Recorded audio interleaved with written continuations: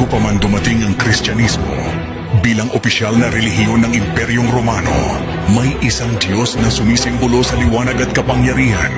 Siya ay kilala bilang Sol Invictus, ang hindi matatalong araw. Noong ika-3 siglo AD, ang Imperyong Romano ay puno ng relihiyong sumasamba sa iba't ibang Diyos at Diyosa. Upang pag-isahin ang imperyo, ipinakilala ni Emperor Aurelian noong 224 AD ang kulto ng Sol Invictus bilang opisyal na Diyos ng Estado. Tuwing Disyembre 25, ipinagdiriwang ang kaarawan ng Sol Invictus na kilala bilang Dies Natalis Solis Invicti, Ikisaki Solis o Dies Gallis o Araw ng Kapanganakan ng Hindi Matatalong Araw.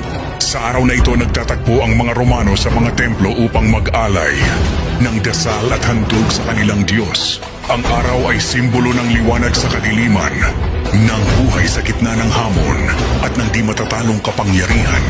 Ang pangalang Invictus ay nangangahulugang hindi matatalo na sumasalamin sa pangarap ng imperyo ng walang hanggang tagumpay. Kapansin-pansin ang petsa ng kaarawan ng Sol Invictus, Disyembre 25, ay naging inspirasyon sa pagpili ng araw ng kapanganakan ni Jesus.